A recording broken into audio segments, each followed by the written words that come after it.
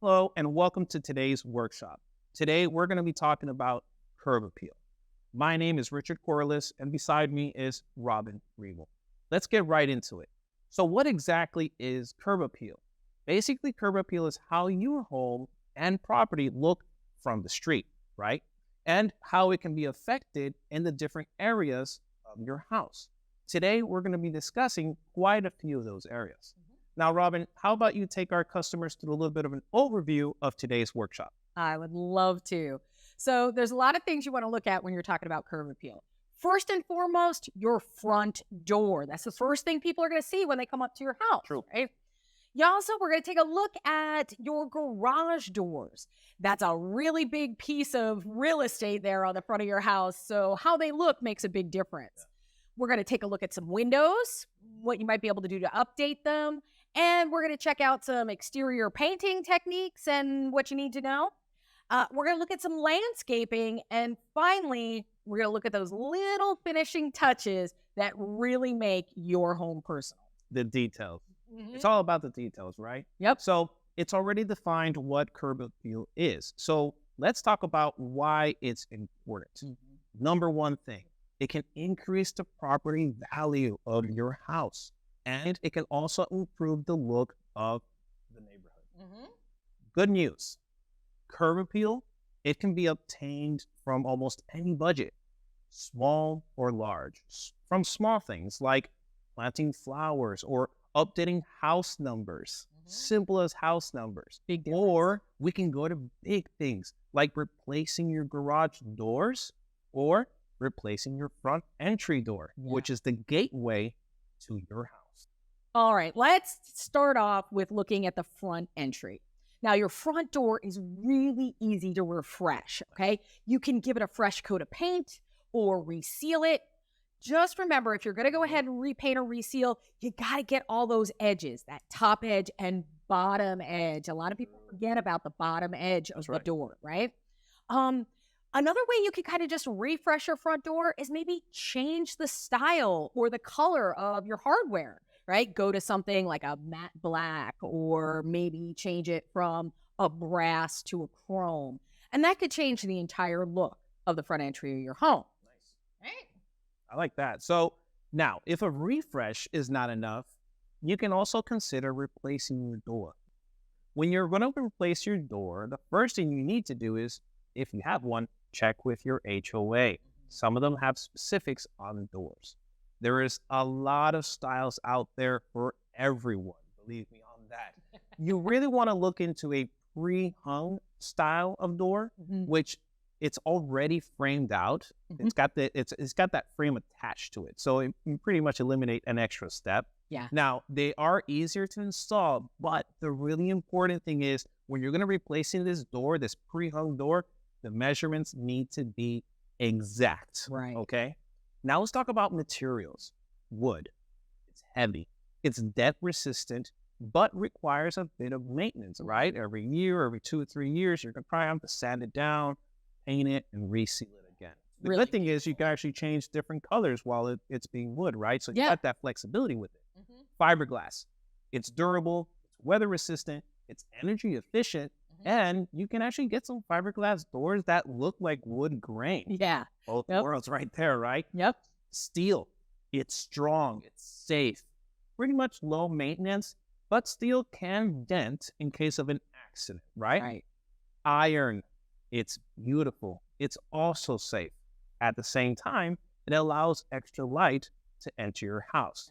But it's a bit more costly. It's a little bit more of an investment for sure. Super decorative, really pretty, but yeah, it definitely is more expensive. Now, once you've really thought about the material that you want to use, you want to look at some of the other options. And this is where you can really customize that door. Nice. First thing, glass. Glass is beautiful in your front door. It allows light to enter. If you're going to go with glass, though, make sure you get something with like a UV protection, right? Because it's going to protect the stuff inside your home. That's true. Now, you can choose the amount of glass that you want in your door. You can get anything from just like a small upper window to a full light, right? Which is what I just put into my house recently. Just let so much light into your entry.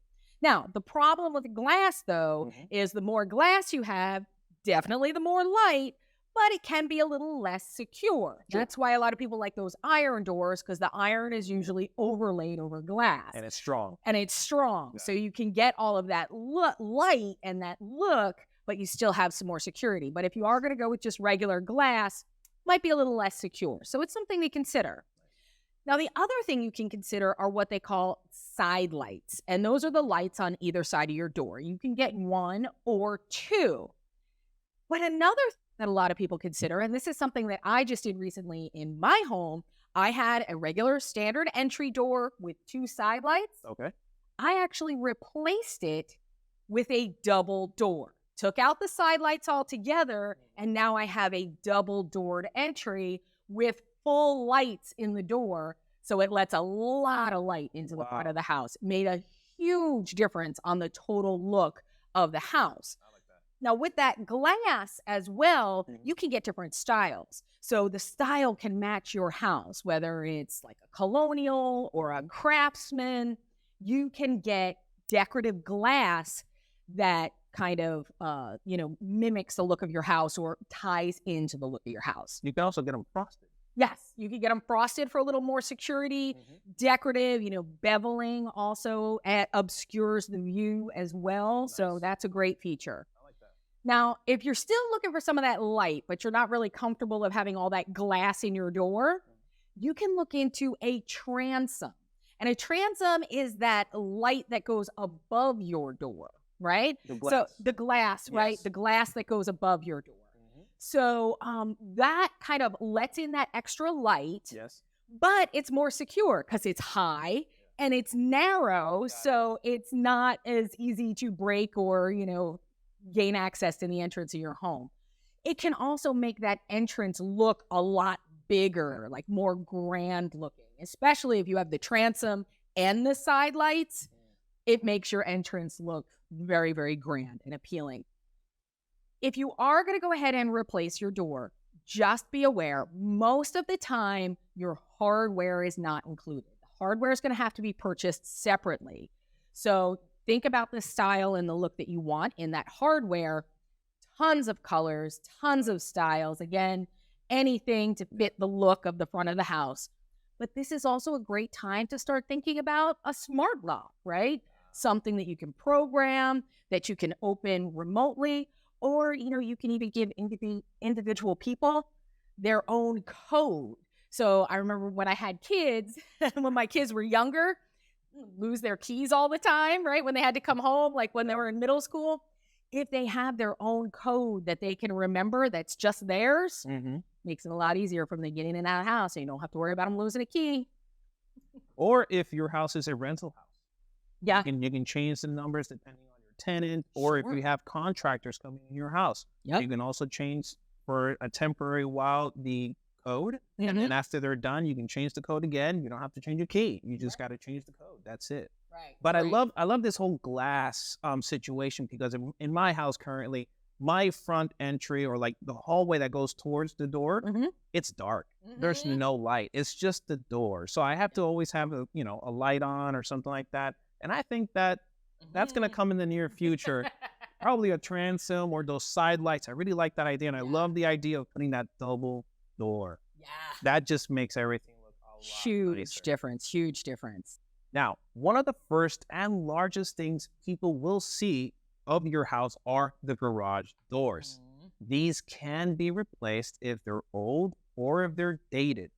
But again, if you live in an HOA community, you have to get their approval first or see what is in their list of approved garage doors.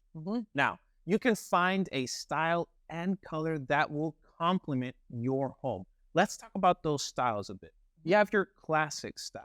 The classic style usually is the more least expensive design, and it looks like those smaller panels, right? Most garage doors have 3 to 4 slabs, but then they have a bunch of different panels, right? Like around 16, if it's 4 slabs, then that's your classic style of garage door.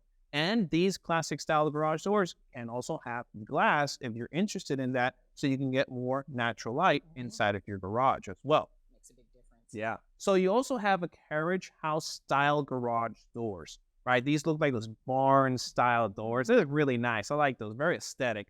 Now, they look like they open from like the middle or from the side, but in reality, those handles are just more of a decorative thing, and they actually open just like your normal garage door. I mean, some houses do have them where they open from the sides, but Mm. those are usually your really high-end Yeah. houses. Exactly. right? So you also have the contemporary style. These contemporary ones are a lot more modern, they're more sleek, and possibly have large glass inserts, or some of them are actually full glass. Yeah. All right. Yeah, and they are. That's a real clean, neat look. Yeah. So just like your entry doors, your garage doors can come in a variety of different materials. You can have wood doors, which are beautiful and they stand up really well over time as long as they're well maintained. They need constant maintenance. They can also be very heavy. So you have to make sure that you have a garage door opener that can handle that extra weight of a wooden door. You can get garage doors in steel. They have a lot lower maintenance and a much longer warranty usually, but they can dent or rust. So rusting could be a problem, especially if you live like in a coastal area, something like that, or you're hit with like a lot of rain and harsh weather. Steel may not be the best for you. Now, aluminum can be lightweight, but can also be costly depending on the frame, because a lot of times they'll have a heavier steel frame, and aluminum can dent as well. If you're looking for something that you don't have to worry about denting, right? Because, maybe you have kids that like to practice their soccer kicks against your garage door. All right. You may want to look for something like a vinyl. Vinyl is a little more flexible. It's easy to clean, super easy to maintain. But vinyl, actually, they don't have a great selection of color and styles. You're going to be a little bit limited. If you're looking for, a basic white in your basic classic style, vinyl very well may be the way to go. Okay. So vinyl might be the option, not so easily for painting it if you want to in the future. Yeah, it's a little tougher to paint vinyl. Got it. Okay. A really good option if you're looking for something flexible, lightweight, affordable, fiberglass. It's got a variety of options, can be made to look like other materials, can look like wood, right? They can have a grain almost printed into it. Nice. It comes in pretty much every color that you can imagine. And it's also something that you can paint down the line. The problem with vinyl or with fiberglass that you really want to look at is sometimes in very extremely cold climates, it might become a little bit brittle. And if you have a lighter color and it's in direct sunlight all the time, it may yellow over time. But like I said, the good news is you can paint it. Yeah. All right. So fiberglass is really a good option. Lots of styles, lots of colors, lots of variety, and relatively affordable. I'm sold. Yeah, I like fiberglass. All right. So those glass panels that Richard was talking about, very contemporary look. You've seen them a lot of times, like at restaurants, if they have the roll-up doors, or breweries, something along those lines. Very contemporary, but they can be really expensive to install. They're also really heavy as well, can be very heavy if they're true glass, tempered glass panels, right? True. And there's no insulation with those. So again, think about what you're looking, what look are you going for? What are you using your garage for? And what option is going to be best for you? Definitely. I like that a lot. My garage door, when I first installed it, I looked at it, was a normal fiberglass door, and it just looked so normal. It was a simple 4-slab style garage door, and I said, I wanted to stand out. So I told the maker, I said, hey, can you install on the sides only, on each slab, pretty large rectangular shaped glass. Nice. And it really made it stand out compared to all the other garage doors in the community. Yeah. So, you can really customize a garage door for sure. So Robin mentions insulation. And speaking of insulation, there are benefits of insulating your garage door. The first one is it acts as a buffer to heat and cold between the elements of your home, right? It also allows your garage to be used as a living space or a working space, right? I like that. Yeah. So it also reduces the noise if the garage is used as a living space, or if you have a lot of traffic next to your house, Yeah. then that's going to reduce the noise as well. And insulation comes in various levels of insulation, which we call R value. Right. Okay. And depending on where you live and your needs, this R value either goes up or it goes down. Okay. Sure. And it can also be added later. So don't worry about, hey, I can't afford right now the insulated door. No worries. You can either get a steel, aluminum, vinyl, or even fiberglass doors, and later on purchase these insulation panels. And they're very easy to put on. You just stick them to your door, and it's going to make a lot of a difference, especially if it's one of those metal ones that when you open makes a lot of noise. You don't want to be disturbing everyone when you're leaving early for work in the morning. Sure. You can put these insulation panels, and that's going to quiet it down a lot. Yeah, it's really going to dampen that sound and, make that space a little bit more usable. Like you said, if it's just for a workshop, if you're going to be out there, you can use it a lot longer depending on your seasons. Now, the good news with thinking about replacing your garage door, it's got a huge return on investment, pretty much over 90% return on investment. And in some areas, they've actually even quoted it as over 100%, 102, 103%. So it's definitely very cost effective to go ahead and replace your doors. You will get it back. It is recommended, though, that garage doors be installed by a professional. It really can be a dangerous DIY project just due to those really high tension springs.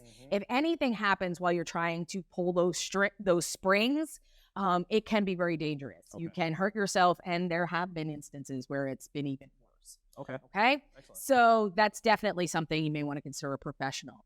Now, if you are going to replace your garage door, this is a great time to think about maybe replacing your garage door opener. The newer models are a lot quieter. Oh, yeah. A lot quieter for Smaller. sure. They're smaller. Or smaller, right? And you can also get a smart opener, which is so convenient, right? You can open or close your garage door when you're away from home. Remote. Right, remotely. Anyway. So you can do it from anywhere, which is great if you need to have somebody come over to the house real quick. Also, a lot of our delivery services are using that technology to be able to put your packages inside your garage, so you don't have to worry about porch pirates stealing them off your garage, off your porch. So this is really a great feature. You can also, if your garage is maybe not quite as tall and you don't have a lot of overhead space, not all openers need to be mounted from the ceiling. They actually have garage door openers now that are mounted to the wall. They're like a side mount down by the garage, down by the door itself. Got it. And it eliminates the need of that big rail that runs overhead. And it can help add to that overhead space, maybe use that for some additional storage. You can always check out our garage storage workshop. We've got a great garage storage workshop that talks about overhead space. So this is the time to think about those types of things. How can you best utilize your garage and utilize the space in it? I really like that side-mounted garage door opener. Apart from more space for your garage, you can also add more lighting to your garage while your garage door, is closed. That way, that rail is not in the middle, so you can add more garage lighting. Yeah. So again, if you use your garage for a workspace, right, for a workshop type thing, it really gives you a lot more flexibility, which is awesome. Now, if replacing is really not in your budget just yet, you can also update your garage door. Okay. Right? We talked about you can paint it or stain it if it's wood. Just make sure that you're doing the proper preparation and cleaning and use the correct paint for the material of your garage door, right? A metal paint for steel or aluminum, right? So make sure you're using something and always be using an exterior paint because it's going to be open to the elements. Sure. And for the most part, if you're going to be painting your garage door, you're not going to do it with a brush. Right. You're going to want to do it with a spray type of, a sprayer, mechanism. You can do that. You can use a sprayer. A roller you can use as well if you want to. So that's definitely a way that you can refresh the look of it. You can also add some of that decorative hardware to change the look. Richard talked about that carriage house look that has the hinges on the sides. Yeah. You can add those as a decorative feature, and it will change the whole look of your garage door without actually changing your garage door. They do sell them. They're non-functional, but they change the look of it, which changes your curb appeal. You can even add false windows, right? They're you put them on the front of your garage. They're not going to let any light in, but from the road, it looks like you have windows into your garage, and it will change the entire look. You can get them in a variety of different styles to kind of change that look of your garage door without replacing it. So some great options to replace or refresh. And always remember, when you're painting your garage door, if you had just painted your garage door, maybe think about painting also your front entry door. You can maybe get around the same color tone. Sure. So that way the garage door gives a contrast to your house. Your front door gives a contrast to your house as well. And that's going to really make it stand out and give you that curb appeal that you're looking for. So the next area that can both update the look of your home, but also save money on your utility bills are windows. Just like entry doors and garage doors, you're going to have to verify with your HOA first to see if there's any restrictions.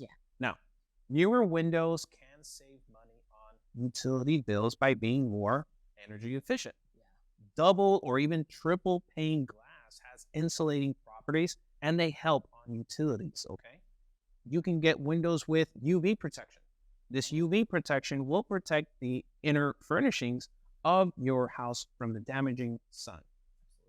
So good solid windows can also reduce noise. If you live in an area with high traffic, good solid windows will reduce that noise and add security, which is the most important part. Before we move on, if you do live in a coastal area, you may want to be looking, if you're going to be replacing your windows, make sure they are hurricane prepped windows, okay? That they're ready to receive that type of wind in case it were to happen. Yeah, that's a great point. So make sure you're getting the windows that are suitable for your area as well. Now, if you've decided that you're going to go ahead and update your windows, the next thing you really want to decide is what kind of windows you're looking for. There's a variety of different styles out there. The most common are what we call single hung and double hung, and that just means how many operating sashes do we have, right? So a single hung really only has one operating sash. It opens usually from the bottom, where a double hung, both the top and the bottom will open, all right? You can also get sliding windows where one panel slides in front of the other. It really means that only half of your window opens at a time, very much like a single hung window with one sliding sash. Your picture windows are great features in your home. They give you that really amazing, large, unobstructed view. So if you have an area that's maybe overlooking a park or you have great scenery, you might want to have a picture window and kind of bring that outside inside. So if you have a nice view while you're washing your dishes, Right. This is a place where you want to put in a picture window. Yeah, it makes it a little bit easier. If you've got to stand there and wash your dishes, you may as well look at something pretty. Perfect. All right. You can get awning style windows, which are ones that really open from the bottom out. They kind of crank outward. And they're great for allowing that airflow, but also offering some protection from things like rain, because the rain won't come straight in. You kind of have that awning over it. Bay windows, kind of like your picture window, but it's even better because it usually protrudes or sticks out from your home and offers a more panoramic view, right? You get the sides as well as the front. And talking about curb appeal, this is where you can put your Christmas tree. Right? Everyone can see it from the outside. Right? So if you do have a tree, it also usually offers a great display area. So, maybe for things like a holiday village or for family photos or any kind of collection that you may have, really nice pictures and things like that. This is a great way to display it in a bay window. Casement windows, those are the ones that kind of crank out. They have that little bit of crank that opens them. They open sideways as opposed to the awning that opens up. All right. So casement windows are another style. Those are usually a little more contemporary, a little cleaner, a little sleeker. Okay. So, again, think about that when you're thinking about the type of window that you want. And finally, we're going to talk about like those shaped windows, things like trapezoid windows or octagonal windows. They really can offer a tailored look specific to your home because it's using all of those little nooks and crannies and shapes that go along with the outside of your home. But they can be custom and a lot of times are a lot more expensive. So do keep that in mind as well. Super. Mhm. Amazing Lots. information. Lots and lots of choices. You picked your style. Now we need to review the materials for the frames, okay? You have your wooden frames. They're classic. But like all wood, it needs maintenance. So you got to take that in mind and can be prone to rot or weathering. You have aluminum frames. These are very popular right now, but they do conduct heat and cold. So if it's really hot outside, you're going to feel it on the frames. If it's cold, same thing as well. You also have vinyl, which is the most durable. It's with least maintenance and it's water resistant. Now, be aware that replacement windows, okay? The replacement windows will be a little bit smaller than your brand new construction windows. Because remember, the replacement window, they don't have to remove the existing siding and the trim to be able to install them. So they are a little bit smaller. And a very important point to that is measurement is key with windows. When you're going to replace them, take the measurement, take it again, and take it one more time just for insurance, okay? Absolutely. Yeah. And we also have professionals that can do that for you. You can go ahead and visit one of our Home Depot stores and we can get you the right contractor to go to your house, give you a quote, and do the job for you. Now, if you can't afford to replace the window right now, you can update by painting the frames as well, okay? Just remember that when you're going to paint this, it's super important that the prep work is done correctly. These are exposed to the elements. The better or more time you take on prep work, the better the results and the longer it's going to last. Sure. That's with any paint job, you know, it's prep is so important to that. And as far as replacement windows goes, like Richard said, they are going to be a little bit smaller. I just had the windows done in my house not too long ago. Really didn't even notice it. The big thing that I noticed is that the frame on the inside, I had a harder time doing blinds that were designed to set inside the window. There wasn't really enough space for that. But the actual, I really didn't notice a difference as far as the glass or the light that came in my home at all. So, and it makes it so much easier to do. Now, you can also dress up those windows and the front of your house with the use of shutters. Shutters can be decorative, functional, or both, right? They can do both things. Like everything else we've talked about, shutters come in a variety of styles and materials. You can have louvered shutters, you can have board and batten shutters, you can have paneled shutters, all of these different types. And it also comes in a variety of different materials, just like everything else we've talked about. And every material has its advantages. Wood, really durable, beautiful look, but again, needs that maintenance. They have to be sanded and sealed or painted on a regular basis. But they can be durable and they can also add some protection if they are functional. Vinyl is really inexpensive and they're super lightweight, so they're easy to hang, but they're not going to offer you a whole heck of a lot of protection if you're looking for a functioning shutter. Sure. Okay? Now, a composite is going to give you the look of wood, but it's weather resistant. Think of things like composite decking material. And they can hold up for years, but they are going to be a little bit heavier to hang, but they can give you a really great look. They can be both safe, functional, and durable. But of course, that's going to cost a little bit more. But shutters can really finish off the front of your home. And if you are thinking about functional, again, like Richard had mentioned, coastal areas, think about hurricane glass. Think about things like hurricane shutters. Those can be made out of metal, rolled over your windows in case of severe weather. So think about things like that. Just choose the appropriate style to complement your home. So nothing freshens up your home like a fresh coat of paint. Whether you keep the same color or you change it completely, here are some things to consider. Always, always go for the best exterior paint you can afford. The color is going to be better and it's going to stay a lot longer on your house. It also resists the chalking effect, which is basically that white powdery substance that develops over time. You've probably seen this. And it gives you better coverage. If you go with a more inexpensive paint, you might end up using even more paint because it doesn't cover. You have to give one or two, three coats. With a more expensive or better quality paint, you might go with just one coat and you can get the job done. All right. Now, when you're going to go paint, go check the paint requirements. Some of these paints, they usually need to be painted around in the temperatures of 50 degrees to 80 degrees Fahrenheit, and also check the weather. If it's going to be raining for at least a couple of days, this is not the time to go ahead and paint. You're going to wait until you get a nice sunny day, at least 1 or 2 sunny days, so you can dry that house, right? And then go ahead and paint. These are just little requirements that you should think about when you're going to paint the exterior of your house. Yeah, because here's the thing, like we were talking about that durability factor, right? And that lasting factor.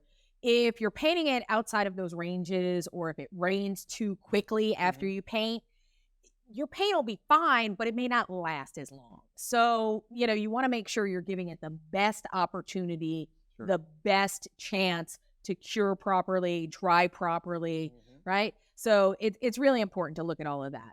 Now, once you kind of thought about those considerations, the next thing we really want to do is we want to choose that color and the finish that you're looking for in your paint. Now, of course, the choice is yours, unless you live in an HOA, and then you may only have certain choices. So make sure you are getting it approved from your HOA if you have to. But the choice is yours, and you can express yourself. Just remember, you do want to stand out for the right reasons, right? So you want it to look good. One thing that you could do is you could check out the color brochures that they have. They put together usually, body colors, trim colors, and accent colors, and you can kind of get an idea of what they'll look like together and kind of get a color combination that you really, really like. Really good hint. You always want to put a test swatch on your house. Whatever color you're getting, make sure you're putting it on your house first before you paint the whole house. We just did this. We painted our house last year, and I picked out some colors that I loved. I picked out 3 colors that I absolutely loved. I put the test on the house. Hideous. They were absolutely horrible on the house. And think about your trim as well. Put a trim swatch next to it as well. You want to check it not only on your house, but look at it different times during the day. That makes sense. Right? Look at it in different lights. What's it going to look like in shadow versus bright light? True. You definitely want to do that. It makes a huge difference. I actually wound up having to test 6 different colors of paint to find the paint that I finally enjoy. It is a big investment. It is. So it's worth taking your time, get various, if you can, of these testers, and get the best one for you. Absolutely. And really just think about how it's going to look. That's a lot of space covering your whole house. So, although that color might look really good on one of those little, 2-inch by 2-inch test swatches, once you put it up on a section of your home, it looks a little bit different. All right. Once you've decided on your color, now you have to think about the finish, okay? Or how much sheen or shine is in that paint. Normally, the body or the main area of your home is painted in a flat or a matte style paint that has very little sheen to it. And the good thing is it's really great at hiding imperfections. The less shine in the paint, the better it hides any imperfections. That's why they usually use it for the body of the paint. Now, it's not always as easy to clean. You can do your standard cleaning. You just don't want to, scrub in the same area of flat or a matte finish. Semi-gloss has got some shine to it, really, really durable, and is easy to clean. So a lot of times that's used on like your windows and your trims, things like that. Get maybe a little bit more abuse, or that you really want to stand out. If you have a little more shine, it's going to stand out a little bit more. So it's going to kind of highlight those areas. Sure, the contrast. Yeah, it's going to look really nice. I like that. So the final option is a high gloss. And this is really shiny, very durable finish, which makes it really easy to clean, stain resistant. And a lot of times, this is what we'll use on those high traffic areas, like your front door, people coming in and out all the time, or like your trims, things like that.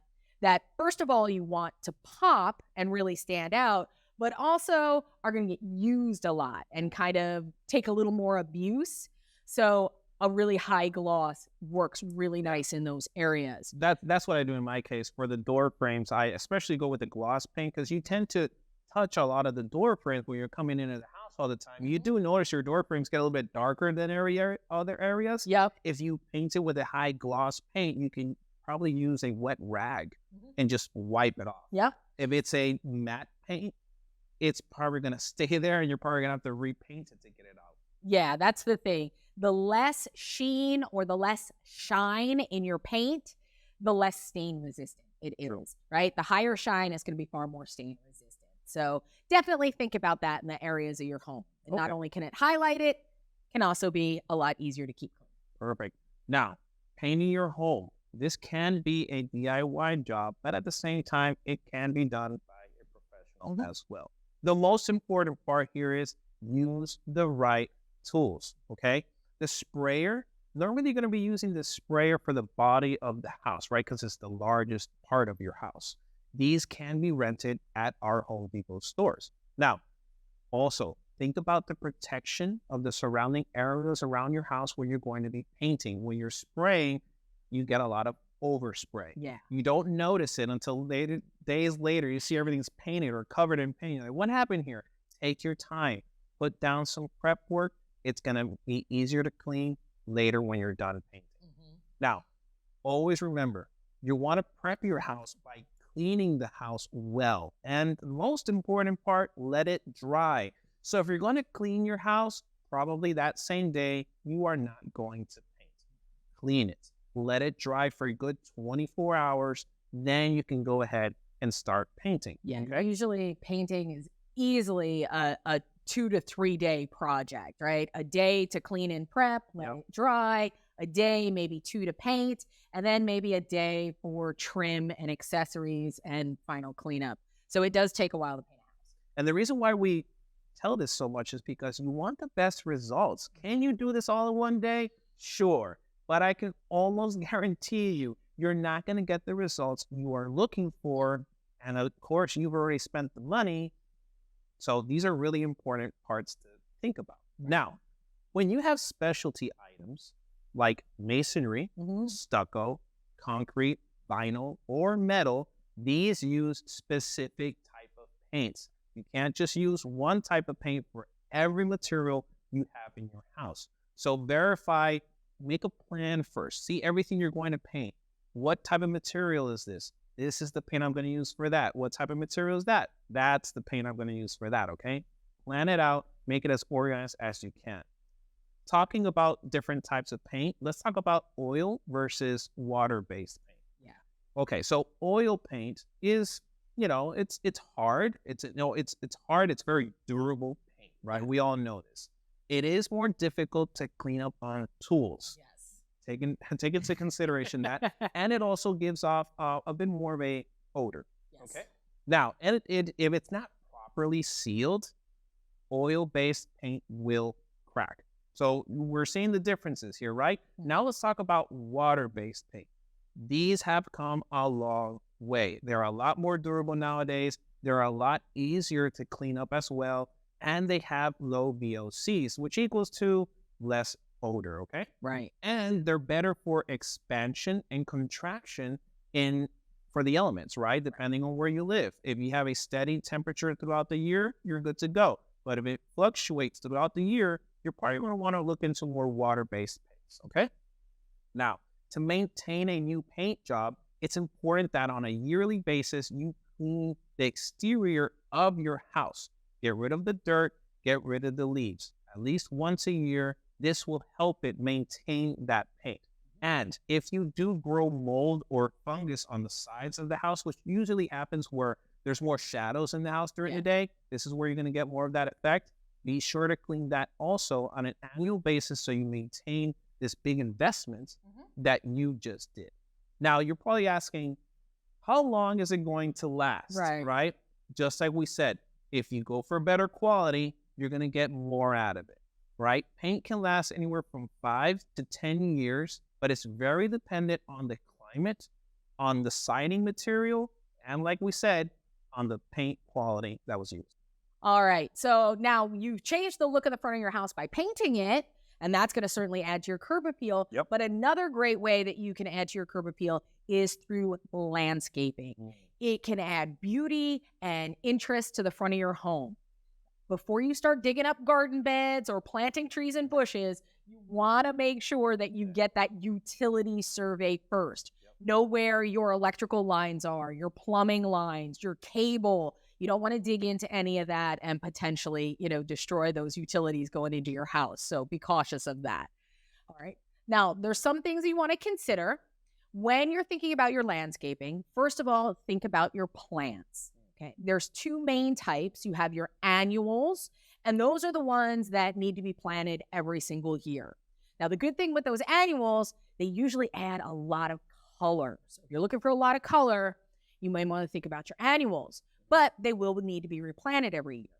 Your perennials are going to come back year after year, but they might have a dormant season where they're maybe not as pretty, right? So think about that. You want to consider what size those plants are going to be when they're grown. You might plant a perennial when it's really, really tiny and it looks nice and cute, and 3 years down the line, it's taken over the front of your house and you can't see anything anymore, right? So make sure you're thinking about it in its full-grown size. So you also have to think about maintenance. Some plants are going to require more maintenance than others, right? Yeah. If you want to maintain them a certain size, that means the maintenance needs to be up to date all the time. So take that into consideration as well. Yeah. So what are you looking for? A little more maintenance-free? Correct. Or something that you want to have to trim and prune back on a regular basis? That's a consideration.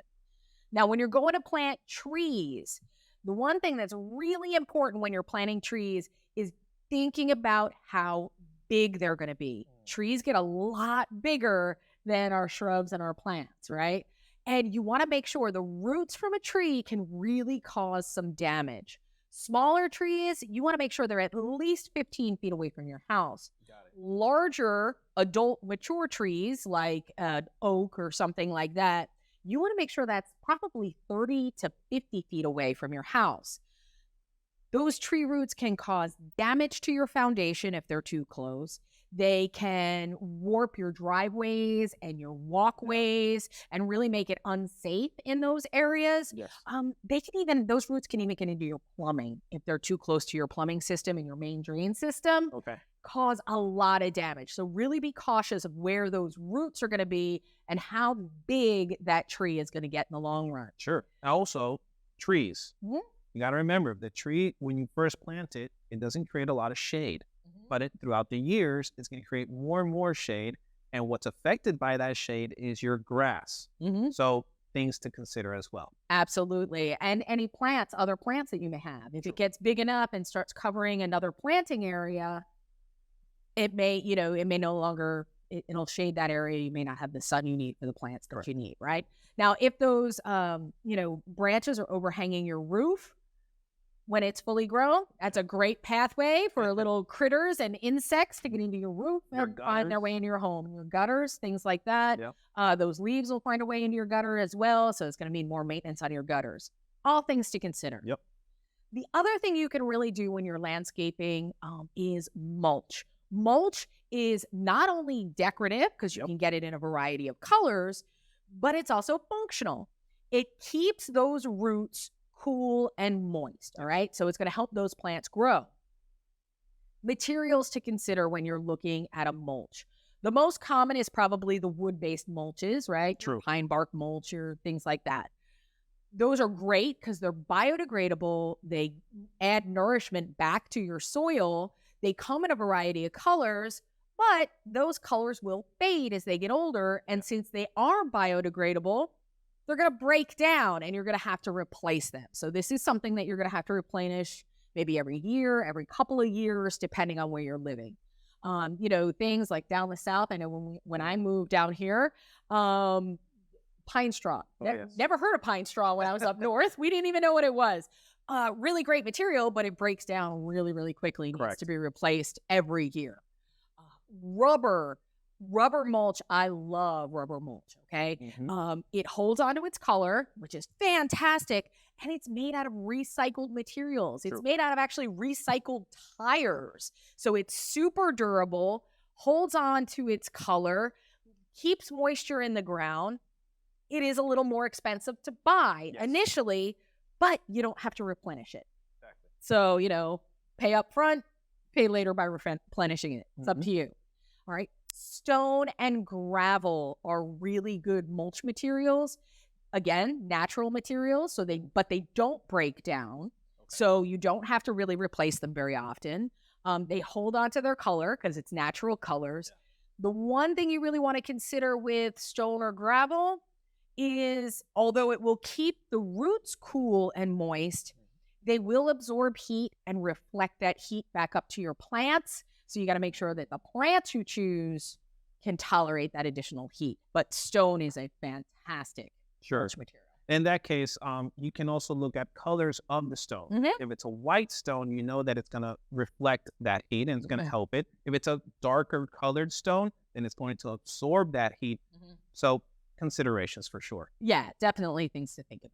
We often think about how our home looks during the day, but what about during the night? Okay. Curb appeal also includes the night. Landscape lighting is an important part of curb appeal as well, for safety, for walking, and for deterring any type of intruders, and can also highlight the features like trees or doors or your house. There's nothing more beautiful than seeing a house during the night that is illuminated really nice, and you can see those features, that architectural features of the house. Now, let's talk about some considerations. Color. The color of lights is more or less figured out by the temperature range, which is called the Kelvin scale. The higher the temperature of this Kelvin scale is going to be more of a cool white type of light, and the lower the temperature of the Kelvin scale is going to give you more of that warm yellow glow. Okay, so take that into consideration when you're choosing your lights. And this also plays depending on the paint that you chose your house to be. Yellow might look better on some colors. White might look better on some colors. So take that into consideration. Absolutely. Now, lumens. The lumens is basically how much light this light is going to give off, right? The higher the lumens, the more light is going to give. The lower the lumens, it's going to give less light. It's going to give you more of that glow effect, right? Because when you're talking about security lights like spotlights, you want the highest lumens possible so that you can throw as much light as you want or you need to any type of intruder or pest. Right. You don't want to leave any shadows with that. But, when you're talking about something like a walkway or like, ambience lighting, like outside, if you're just hanging out and talking to people, you may want something that's a little softer, right? A little less, fewer lumens, give more of a glow. So yeah, depending on where you're going is what you want to look at. Now, there's a lot of different lights to consider. First thing you want to talk about is, how are they powered? They're going to have to get their power from somewhere. Now, you can use your low voltage lighting, and these are wired. So you're going to need a power source or a plug somewhere. There's going to be wires running in between them. Now, those wires can be usually covered by mulch or buried very, very shallowly in your yard, things like that. They don't have to be very deep, but consider that when you're running low voltage light, you're going to have to run wires to go along with them. And you want to make sure that they are out of the way, covered and hidden, so you don't hit them with like a lawnmower or anything like that. And these will typically, these wired setups will give you more lumens compared to the solar, which Robin's going to talk about right now. Right. And they're going to give you a more constant light because they're plugged in. They're not going to lose light at any point, right? Now, with your solar, which are the next ones, there's no wires, which is fantastic. They can be placed anywhere that they can get some sun. Now, a lot of people seem to think that the solar lights are powered by that little light panel, on them. It's actually not. That light panel charges batteries. Correct. Okay, so technically solar powered lights are battery powered lights. So they can lose light over time. Correct. Right? So, but they can be really flexible. You don't have to worry about the wires. You can stick them anywhere. You can use them in a lot of different places. So figure out what's right for you. The next way we look at landscape lighting is where are you going to place them? So the first thing are floodlights, and those are meant to light up large areas, basically flood an area with light. That's why we call them floodlights. They're great for security. They're great if you want to do things outside, right? Like, you're going to play soccer outside in your backyard at night, or you're going to play games outside in the summer. You want to have a lot of light. So a floodlight is great because it's going to light up a large area. Usually they're much brighter. They're placed higher on your home in order to spread and disperse that light out. Now, a motion sensor is really great on these as a security feature, because then if anything enters in your yard, person, animal, whatever, it'll automatically kick on those lights, which usually scares them away, or at the very least alerts you that something's there. Nice. So that's a great feature. Path lights. These, are just going to mark paths, make it safe for you to walk around at night. But these lights really don't have to be very bright. So this is something you can use a much lower lumen on those, just to give that nice glow, point out where the path is so that you stay on it. Yeah, I like those path lights that, especially if you have like a stone, right? And these path lights sometimes have like a design on them. Yeah. And they start glowing downwards with like certain designs. And it just gives you that little bit more of an element, right? That curb appeal that we're talking about. Right. And it really just pretty because you get that design as well as the light. So think about that as well. You can also get spotlights. Now, these are meant to be a little bit brighter, but they're used to highlight a feature. Like you said, either an architectural feature, or maybe you have a really unique tree. And if you do what we call an uplight, that it lights it from underneath, and again, it casts those shadows or designs. Maybe you have a water feature. You want to highlight it at night. That's what you would use a spotlight for. It just kind of highlights different areas. And then finally, you have your standard decorative lighting, things like string lights or a post light out front. Yeah. These are really just for ambiance, to be decorative, and just kind of add to the overall atmosphere. I like those spotlights. When you're considering spotlights, look for these that are called RGB, okay? Or they're LED style lights. RGB means that they're able to change color. Oh, yeah. Sometimes they're permanent at a certain color, but sometimes they bring a controller.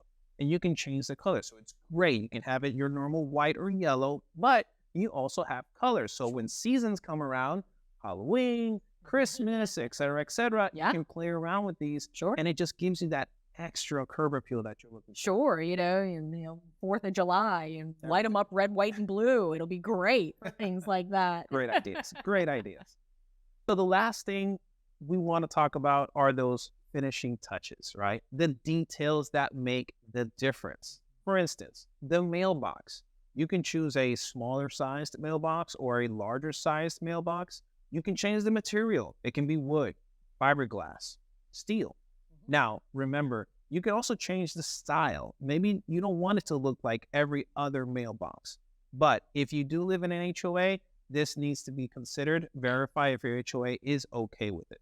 Another option, you can plant flowers, right? You can make a base and plant flowers around your mailbox. One thing to consider here is, if you're going to be planting flowers, make sure these flowers do not overgrow, because then they might block the numbers on your mailbox and the carrier might not mail you your mail. Right. You might not be able to get your mail. That's true. Now, speaking of numbers, that's another really great way to add interest to your home. A couple of things you want to consider. Make sure that they're clearly visible from the street. Yeah. Now, if possible, you may even want to have them lit, either with a porch light or an uplight, something like that. This can add interest to your home, but it can also be a great safety feature. You want to make sure that if emergency services have to get to you, they can see those house numbers very, very clearly. That's a super, super important tip Mhm. right there. Now, incorporating special features can also add interest or that curb appeal to your house. Let's look at some of those examples. You can add, for instance, a trellis over a walkway. You can add decorative fencing. You can put a water feature like a pond or a fountain, or you can add window boxes. Yeah, on your porch or the entrance of your house. In the entrance of your house, you can also add furniture, right? And that furniture, for instance, the pillows, they can be a certain color that can contrast with the house, adding that special touch. You can also, on your front entry, put flowers. Mhm. Just like Robin said, put flowers because they have color in them. Again, contrasting colors do help with this curb appeal that we are so talking about. And the last thing, consider lighting these features. So if you put the trellis over a walkway, use a spotlight and light it up from the sides. All of these things will help your house look its best. Absolutely. So there are so many things that we can do to update the curb appeal of our homes. You can make big differences even if you have a small budget. Start looking at any of these areas that we discussed to see where you can update, replace, and freshen up the front of your home. Now remember, this does not need to be done all at once. And even a good cleanup and hose off can make a really big difference. Awesome, Robin. And this has been a great workshop. And first of all, I just want to say thank you for joining our workshop today. If you do have any other questions, please email us at workshopslive@homedepot.com. And also check out our other workshops that we have available for you. From my part and from Robin's part and for the whole Workshops Live team, thank you for joining us today. Thank you, everybody.